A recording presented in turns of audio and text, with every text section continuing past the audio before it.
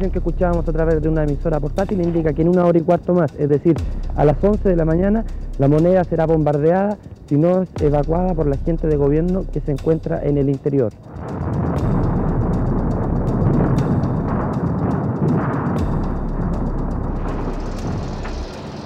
Las Fuerzas Armadas y de Orden han actuado en el día de hoy solo bajo la inspiración patriótica de sacar al país del gobierno marxista de Salvador Allende. Chile tiene ahora en el gobierno una nueva fuerza política, con la fortaleza de ser mayoría, con la pasión del revolucionario. Venceremos.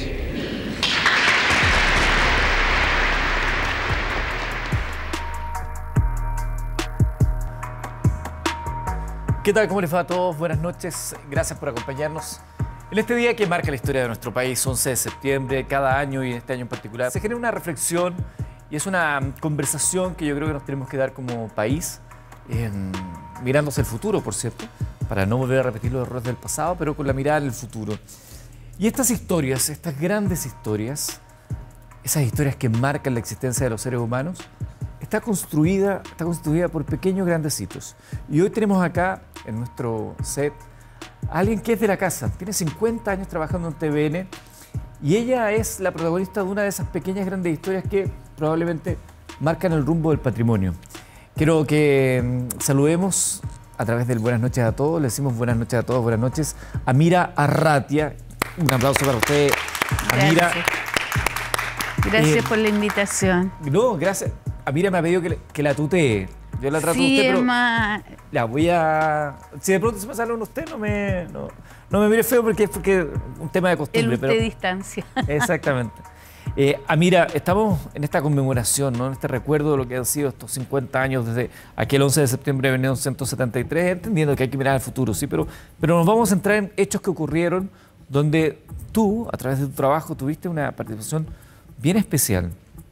Lo primero que me gustaría que nos contaras es qué pasó, cómo se vivió acá en TVN, en la televisión pública, ese martes 11 de septiembre de 1973.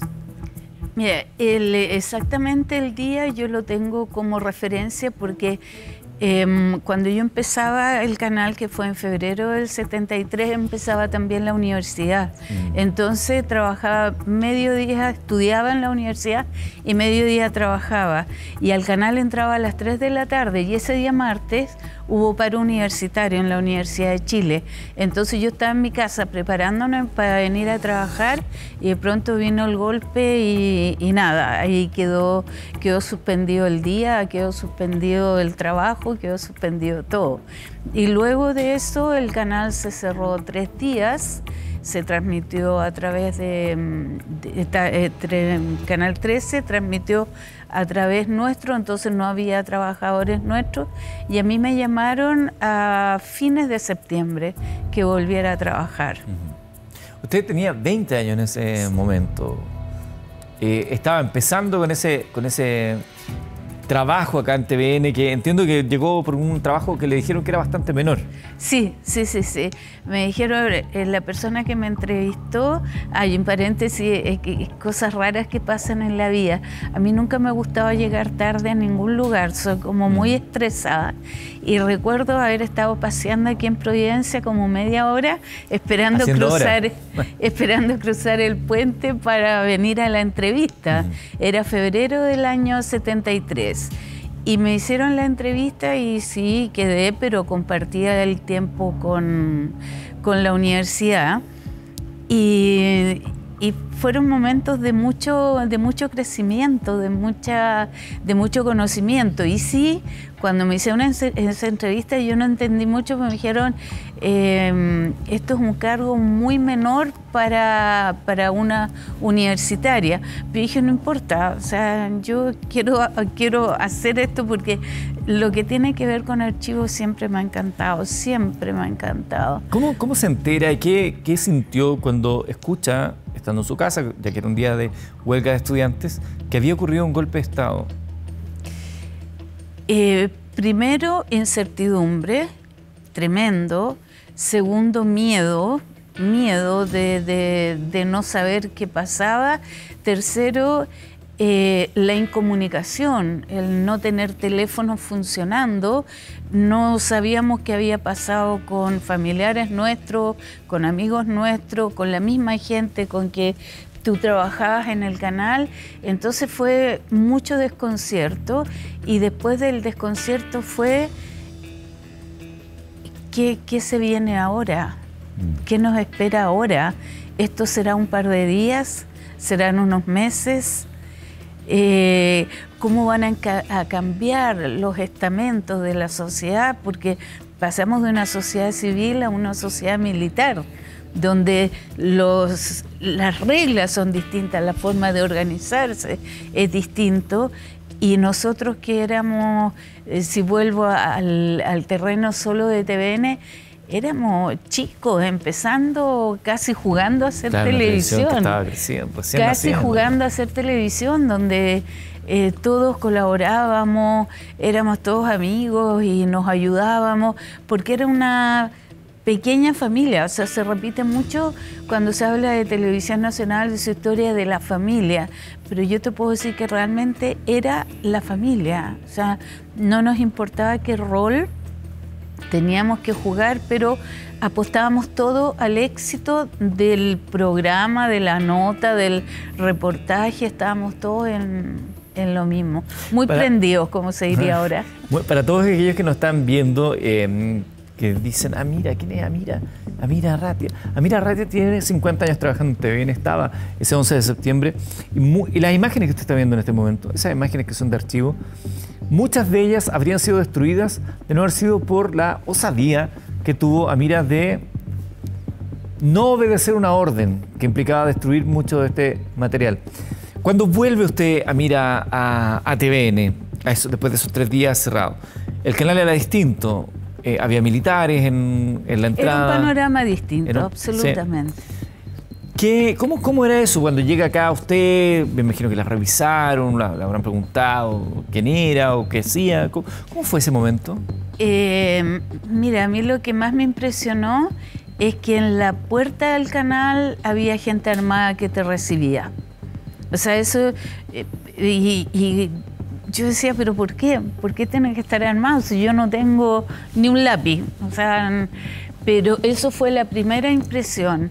Y la segunda, como estaba recién empezando, habían otras personas que también trabajaban en documentación, y era él preguntarnos ¿qué hacemos acá? ¿Cómo estamos acá? ¿Quién nos va a mandar? Pero claro, luego ya se empezó a armar la jerarquía, quién era el director, quién era el gerente de producción, y ahí tuvimos un poco más claro, pero sí fue cambiarte, porque tú venías de empezando a vivir una juventud muy libre en la universidad. Ya no tenías el apoderado del colegio, claro, ni nada. Era el sueño del libre estudiante. Claro, esa autonomía. Claro, la autonomía, y también el plantearte cómo voy a manejar mi vida, qué voy a hacer. Ya no tengo mi apoderado atrás, soy yo la que toma decisiones. Entonces, ese sueño, esa juventud primera, sí, se acabó. Se acabó. ¿Qué le dijeron las autoridades militares respecto al funcionamiento de TVN? ¿Cuál fue dijeron vamos a seguir normal, aquí van a cambiar las cosas? Nos reunió, me acuerdo, el coronel Sepúlveda, que fue el primero que llegó, era de la aviación, de la FACH, en el patio, y nos dijo: yo lo único que sé es prender y apagar el televisor. Confío en ustedes que van a hacer el trabajo y que lo van a hacer bien. Pero después vino uno más duro, que era Héctor Orozco, y ahí ya las cosas empezaron a... Usted me decía que en esos 3 días Canal 13 salió a través de la señal de TVN. Porque TVN tenía la red troncal. TVN tenía todas las estaciones repetidoras, y si no salían las noticias por TVN, el Canal 13, claro, creo que era solo Concepción y Santiago en esos tiempos, Canal 13. Entonces, para que el país se enterara de lo que estaba pasando, era a través nuestro. La señal de nuestro canal. Exacto. Ahora, llega este momento, mira, que es clave, y quiero que usted nos relate cómo fue esa historia, en que a usted le solicitan destruir material vinculado con la Unidad Popular y con todo lo que se había vivido en esos años. Cuénteme un poco cómo fue eso, quién se lo pide y cómo fue que tomó la decisión de conservarlo. Sí, yo estaba en la oficina, era la segunda persona, yo todavía no era jefe, yo empecé a ser jefe en el 76. No era jefe, pero la jefa de ese momento estaba fuera de Santiago, no me acuerdo si de vacaciones o estaba en otro lugar, y me llamó el gerente de producción de la época y me dice: quiero que me traiga usted todo el material, las fichas que usted tenga, que tengan que ver con el gobierno que acabamos de derrocar, el gobierno de Salvador Allende, sus giras, sus discursos, el encuentro con trabajadores, nacionalización del cobre. Quiero el premio Neruda, el premio Nobel de Literatura Pablo Neruda, una transmisión que nosotros teníamos maravillosa desde Suecia. Como lo que estamos viendo ahí. Ah, sí. Por ejemplo. Esos son unos materiales, sí. Y eso tiene un muy bonito audio. Y la gira de Fidel Castro, la visita de Fidel Castro a Chile y todo lo que tenga que ver en el fondo con la Unidad Popular. Entonces en ese tiempo nosotros trabajábamos manualmente, teníamos un catálogo manual donde tú consultabas los temas para recuperar contenidos. Entonces entre su oficina y la mía yo me fui mirando las fichas incrédula, absolutamente incrédula. ¿Qué es lo que se va a destruir? Claro, porque yo decía la ficha: Pablo Neruda, transmisión vía satélite en directo, TVN, en noviembre del año 71. Yo decía, estoy estudiando en la universidad una carrera que lo que a mí me enseña es a proteger los materiales, a proteger los contenidos. Claro, patrimonio. Porque los contenidos son los que arman historia. O sea, tu historia tú la puedes escribir, pero si la puedes graficar es doblemente más válida. Entonces yo decía, ¿y quién yo voy a arrojarme el derecho a eliminar este material? No puedo, por una razón histórica, por una razón de compromiso con la sociedad. Con una objeción de conciencia. De conciencia. Pero usted no le podía decir a la autoridad de esa época: oiga, yo tengo una objeción de conciencia. No, imposible. Entonces lo que yo hice, como era, te contaba, consultable solo manual, yo tomé todas esas fichas y las guardé en mi escritorio. Ahí en mi escritorio, y estaba mi escritorio con llave, no había problema de que las fueran a encontrar ni nada. Pero tampoco, como yo lo he dicho en otras oportunidades, durante la dictadura se hacía homenajes a Allende, a Neruda, por años de haber conseguido el premio Nobel, o por años Allende de haber triunfado como primer presidente socialista en América Latina. Entonces tampoco era un material que fuera recurrente. Y ¿te sigo contando lo mismo? Por supuesto. Y en el año, me acuerdo, 2006, en la Federación Internacional de Archivo de Televisión, hubo un seminario mundial, una asamblea mundial en Madrid, y uno de la parte del programa tenía que ver con archivo en riesgo. Entonces yo dije, el archivo nuestro estuvo en riesgo, y de verdad que no el riesgo de una catástrofe, un terremoto que los bote, o un huracán, o una riada, no. Tuvo peligro de destrucción por personas, por un sistema dictatorial. Y escribí la historia de lo que yo había visto, de lo que había hecho con él, y ya nosotros habíamos empezado a hacer programas de reconstrucción histórica. Entonces ahí yo le di el valor a haber tenido esas imágenes. Porque en ese momento, me imagino que entendía la gravedad de desobedecer una orden de ese tipo en aquel momento, pero tomaba la magnitud que esto le podría haber costado, no sé, la vida, prisión, no sé. Es que a eso iba, precisamente eso te iba a contar, que yo hice esa exposición, ahí la gente era increíble, yo los miraba, estaban como de pie aplaudiendo, decía, pero sí, bueno. Y cuando fue la noche, ese día ya terminaba la conferencia, y 3 o 4 delegados me hablaron del miedo. Me dijeron, ¿tú no tuviste miedo? ¿Nunca tuviste miedo? Y dije, no.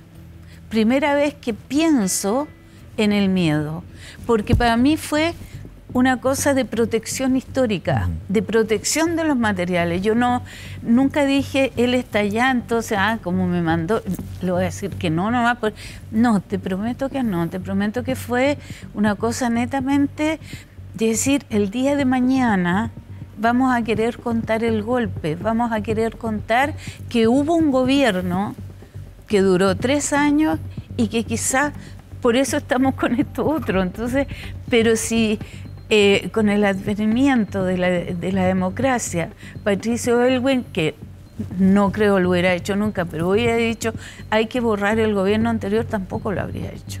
Claro, tampoco. Porque no es una cosa de estar a favor o no, o en contra de la dinámica política. Claro. Es un deber imperativo. Es un deber histórico. Claro. Es un deber que tú tienes con la historia.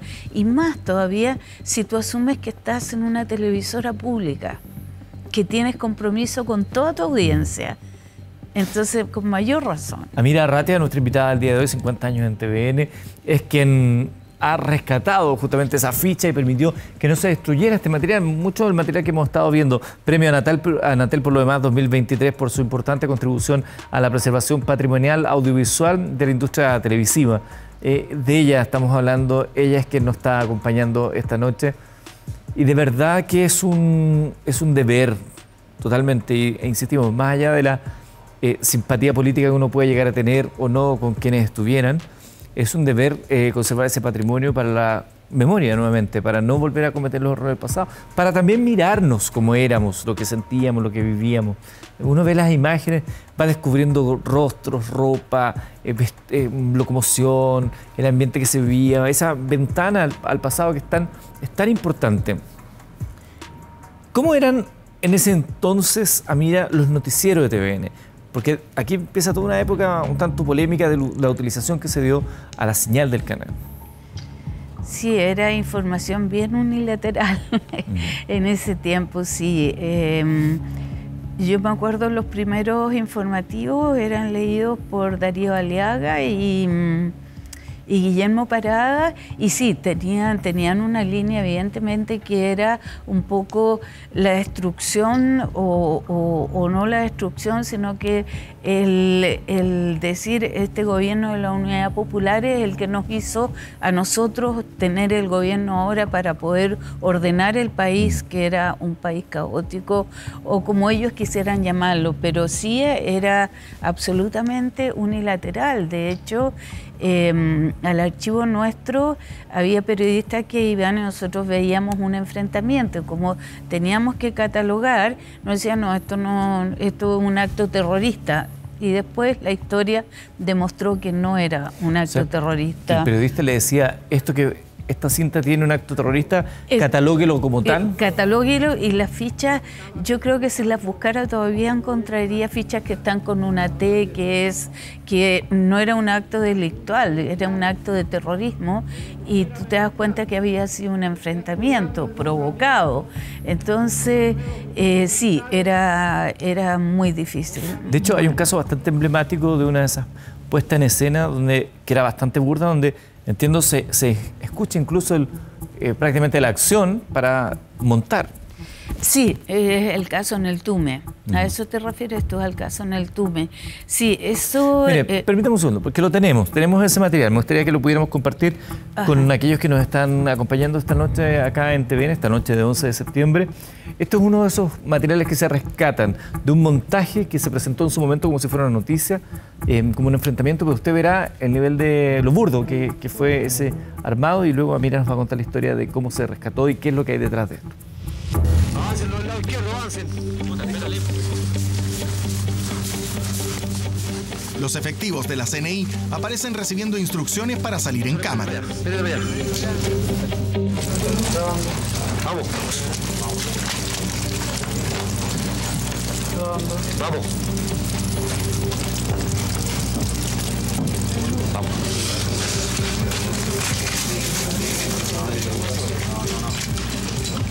Unos 120 metros más arriba, en plena selva, se oyen disparos de armas automáticas.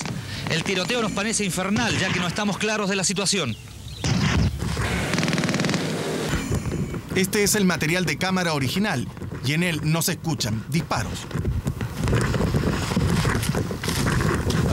Han comenzado nuevamente los disparos y otra vez la incertidumbre. Este es material de cámara original y tampoco se escuchan disparos.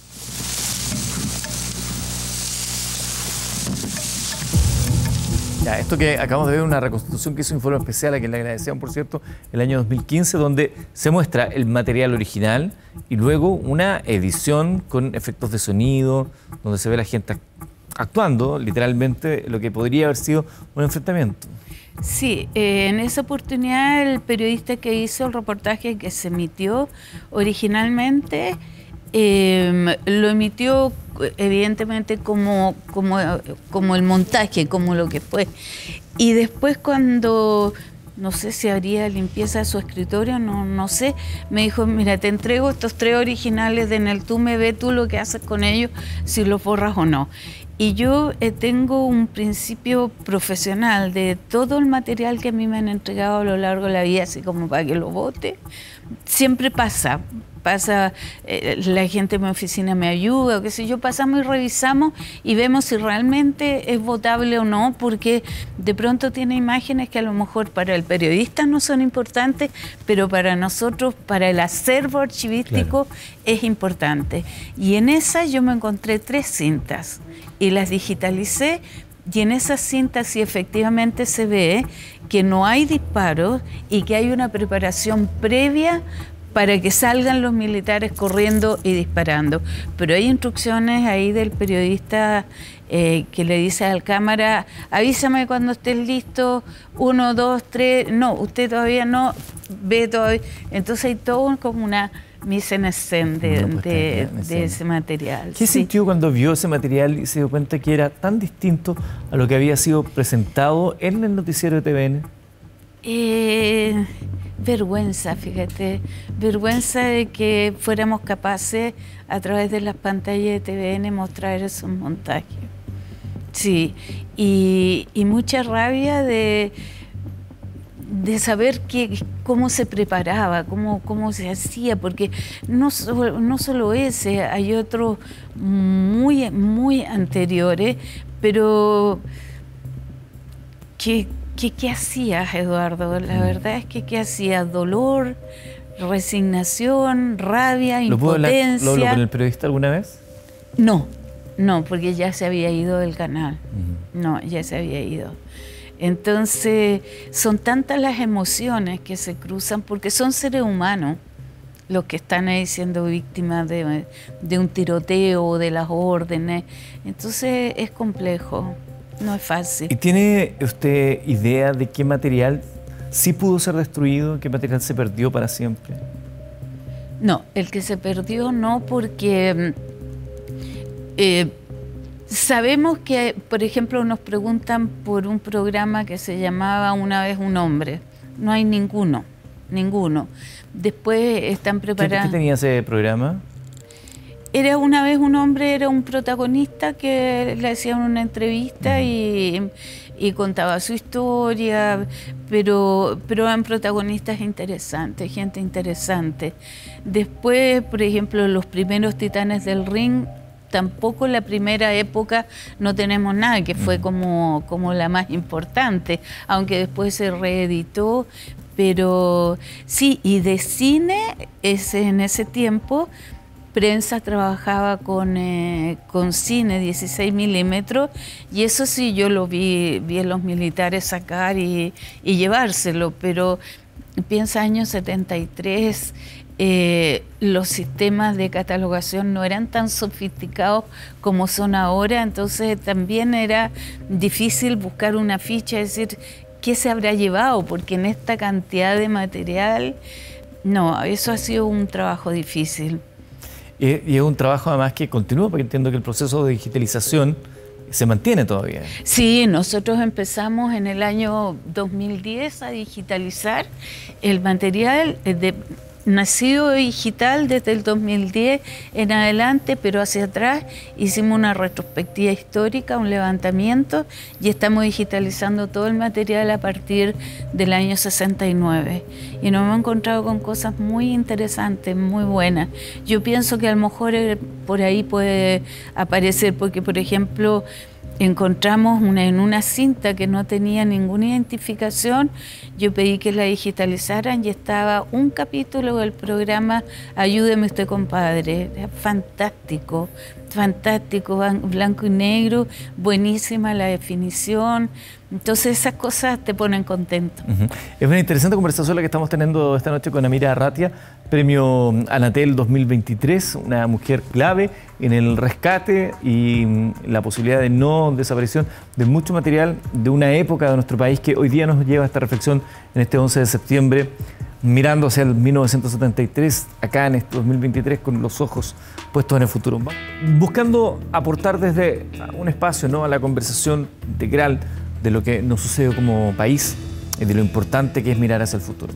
Está con nosotros Amira Arratia, ella es documentalista de nuestro canal, la jefa de documentación de nuestro canal, 50 años trabajando en TVN, y su historia es una de esas historias que marcan el gran relato de nuestros días, gracias a una desobediencia impulsada justamente por su amor a la profesión y al registro. Ella logró salvaguardar varias imágenes que en el bloque anterior veíamos, Amira, a modo de apoyo, pero ahora me gustaría que lo pudiéramos compartir con la gente y que usted pueda ser testigo también de un momento, de una época, de un material valioso. Es parte de la imagen que quizás si Amira no hubiera hecho lo que hizo, jamás habríamos podido volver a recordar. El Congreso Pleno proclama Presidente de la República para el periodo comprendido entre el 3 de noviembre de 1970 y 3 de noviembre de 1976 al ciudadano Salvador Allende Gossen. En el comienzo de esta legislatura debo plantear este problema. Estoy seguro de que pocas veces en la historia se presentó al Parlamento de cualquier nación un reto de esta magnitud. Construir el socialismo no es tarea fácil, no es tarea breve. Es una larga y difícil tarea en que la clase trabajadora deberá participar con disciplina, con organización, con responsabilidad política. Conseguirlo será el triunfo de la revolución chilena.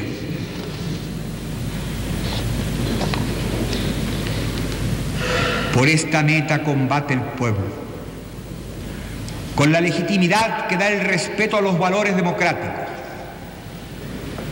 con la seguridad que le da su programa, con la fortaleza de ser mayoría, con la pasión del revolucionario, venceremos.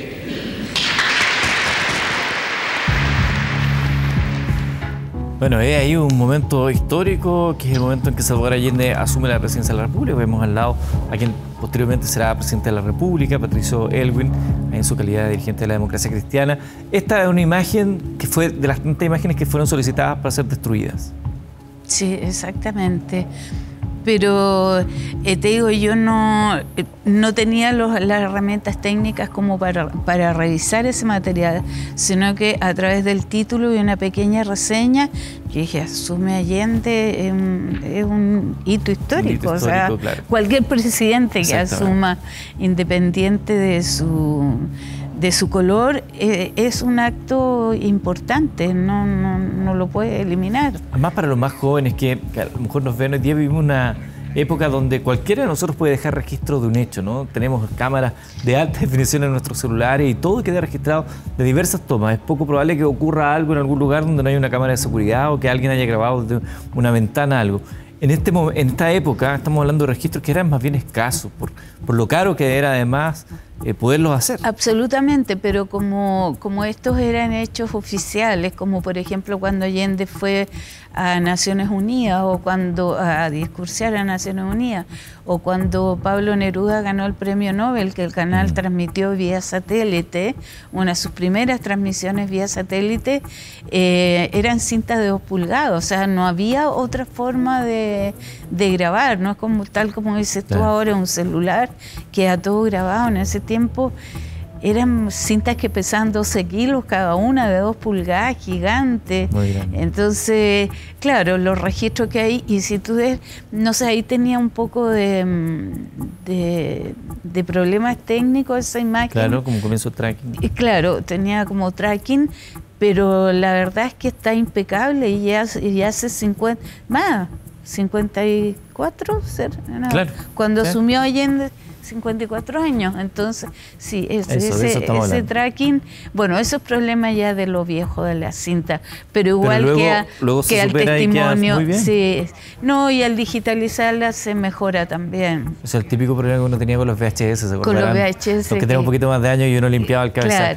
Claro. Vamos a revisar otro momento que fue parte de este rescate, que tiene que ver con el premio Nobel de Pablo Neruda. Tenemos 2 premios Nobel en la historia. En la historia, ¿cómo iba a perder uno? No tuvimos nunca más en 50 años otro. Veamos eso. Buenas noches. En Estocolmo, capital de Suecia, una bella ciudad situada a más de 15.000 kilómetros de Chile, ha comenzado a desarrollarse una solemne ceremonia. Hoy, 10 de diciembre de 1971, la Academia Sueca hace entrega de los premios Nobel de Literatura, Física y Química. El científico norteamericano tendrá a su derecha al chileno Pablo Neruda, el hombre que está haciendo la felicidad de todos los chilenos en este momento. Afuera hay nieve, hay 4 grados bajo cero en Estocolmo, pero esa nieve hierve ante la presión, ante el golpeteo de los corazones de este pequeño grupo de chilenos que tenemos la fortuna de estar aquí en estos instantes. Señoras y señores, el doctor Karl Ragnar Girov, 67 años, igual que Neruda, va a presentar la obra del autor chileno. Ningún gran escritor gana brillo con un premio Nobel. Es el premio Nobel el que gana brillo con quien lo recibe, si se ha elegido al adecuado. Bienvenido, Neruda. Con él transmito al tiempo el parabién de la Academia Sueca y os ruego que, de manos de Su Majestad el Rey, recibáis el Premio Nobel de Literatura de este año. Chile está de fiesta, América está de fiesta, todos estamos de fiesta. Chilenos todos, amarillos, verdes, azules, reciban a través de la televisión este obsequio que les ha conseguido con amor uno de sus hijos, Pablo Neruda, el hijo de obrero que estrecha la mano de un rey. Muchas gracias, Pablo Neruda, por lo que has brindado al país. Pablo Neruda va a tomar su asiento para ubicarse entre los 5 inmortales que son a partir del día de hoy. Señoras y señores, ahí está Pablo Neruda con el premio que ganó para Chile.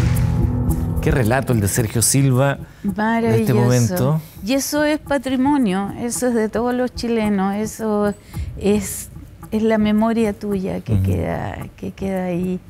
Y yo creo que las imágenes cuando te hacen emocionarte, cuando te hacen feliz, cuando te enoja, son parte del patrimonio, son parte de tu vida, es lo que te ha rodeado, que has estado de acuerdo, no has estado de acuerdo, has sido feliz o has sido infeliz, pero ahí está, ahí está. Además, sabido es, a propósito de la presentación de TVN3, nuestra señal justamente que tiene esa ventana al recuerdo, que el archivo histórico de TVN es el más grande de Chile.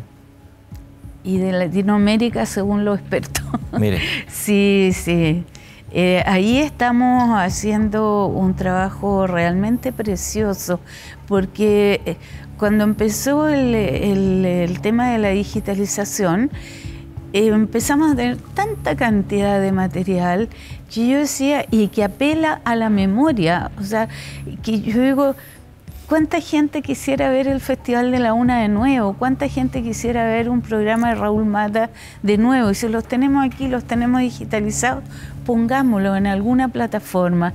Y afortunadamente salió al aire este proyecto este año con la ayuda increíble del director de programación, de Roberto Cisterna, y armó un equipo y ese material está saliendo y de verdad que le está yendo muy bien. Es un gran canal, además, es muy entretenido de ver porque uno se encuentra con cada joya. Con cada joya, y además que es tanto lo que hay. Si yo te dijera que, no sé, de Colo Colo el otro día veía que teníamos cerca de 6.000 cintas. Yo decía, ¿cómo no hacemos una historia del Colo Colo? Claro. O de cualquier otro. Hay tanto que se puede hacer ahí. Pero los programas...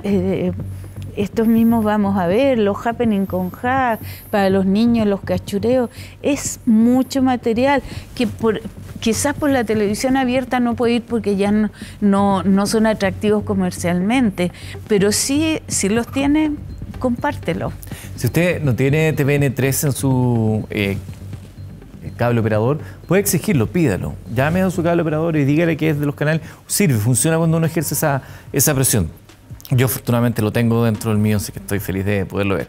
Pero hablábamos de esta historia que se da al comienzo, ¿no? De una vez ocurrido el 11 de septiembre, pero esto continuó. Usted decía, no sabíamos en ese momento cuánto podría durar. Usted era joven, de 20 años, estudiando. Esto duró un mes, un año. Fueron 17 años, finalmente, en los que usted se mantuvo trabajando acá en TVN. ¿Cómo fue TVN en esos años? Mira, yo te diría que uno al final aprende a vivir con el presente, con lo que tiene. Evidentemente había momentos muy difíciles de censura, había, no sé, cosas que a veces era difícil convivir con ellas.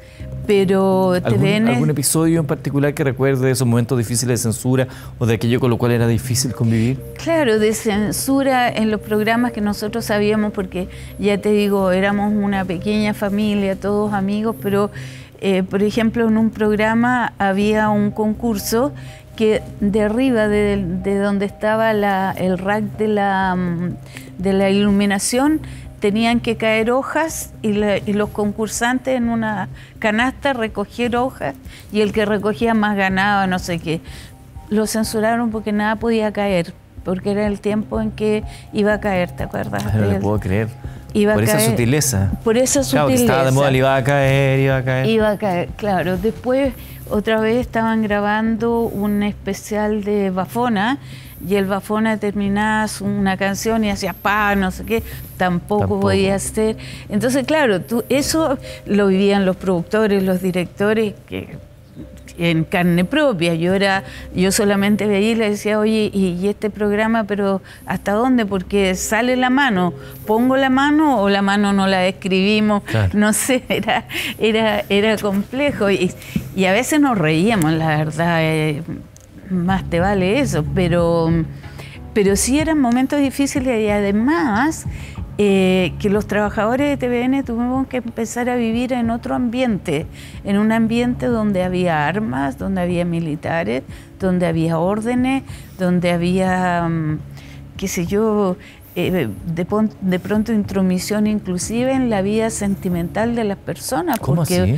Sí, porque hubo el coronel Orozco que nos llamó una vez a reunión también y dijo, los matrimonios, los pololeos, no sé qué, de la puerta para allá, aquí adentro no hombres ni mujeres, o sea, no nos podíamos juntar hombres y mujeres. Y así, entonces, cuando empiezas a echar la máquina del tiempo para atrás, son recuerdos tan saltados, pero por algo te quedaron en la memoria, por algo te quedaron, porque seguramente te afectaron mucho. Yo me acuerdo, un coronel le puso en un tiempo a todos los hombres camiseta con el logo de TV Chile y a las mujeres uniforme. Sí, bien digo uniforme. Y yo por condición propia, no sé, no puedo ser así, vestirme todos los días igual, y le rogué, le dije, coronel, por favor, o mayor, creo que era, no sé, nunca supe bien. Por favor, ¿usted me puede liberar del uniforme? No, yo no, todos los días le prometo que vengo a trabajar a disgusto porque no quiero venir con uniforme. Entonces me dijo, ya, mándeselo a no sé quién, a Temuco, a alguien que necesita un uniforme del regional de Temuco. Y me liberé del uniforme, pero yo decía, atentar a tu cosa propia, al moverte tú libremente como quisieras andar. No, había un orden, esa era la verdad. Había un orden. Entonces, yo creo que nos fuimos acomodando a eso y acomodando en el sentido que ¿qué hacías? ¿Te ibas a la clandestinidad con una metralleta o trabajabas y hacías lo mejor que podías tu trabajo? Qué tremenda decisión y tremenda discusión que han tenido muchas personas en aquellos años. Estamos con Amira acá en TVN. Agradecerle el hecho que haya estado con nosotros conversando en esta conmemoración del 11 de septiembre, felicitándola también porque es Premio Anatel 2023, justamente por ese rescate patrimonial que nos permite reconstruir parte de esa historia de aquellos años. Ojalá haya sido interesante, ojalá sepamos apreciar lo que significa la memoria, porque te decía hace un rato que gracias a estas imágenes hemos reconstruido mucha historia de nosotros, de Chile, de nuestra sociedad, quiénes fuimos, quiénes éramos, cómo eran nuestras ciudades, quiénes nos mandaban, las modas. Entonces, es sentirte muy contento de haber sido parte de esta reconstrucción. Yo creo que sin duda, para todos aquellos que nos están viendo, que de pronto, no sé, adentro de un libro, alguien le muestra algo, una foto suya de cuando usted era niño, y uno la mira sorprendido, no la recordaba, y a lo mejor ve la ropa y se acuerda de algo. Imagínense ahora eso extrapolado a toda la experiencia de un país. Es parte del trabajo que ha hecho Amira y que nos permite reconstruir justamente esa historia. Miri, como le dicen acá a todos en TVN, que la conocen con más tiempo, le dedican un aplauso fuerte para usted.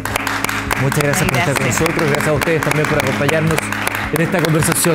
Será mañana que nos volveremos a encontrar cuando digamos una vez más buenas noches a todos.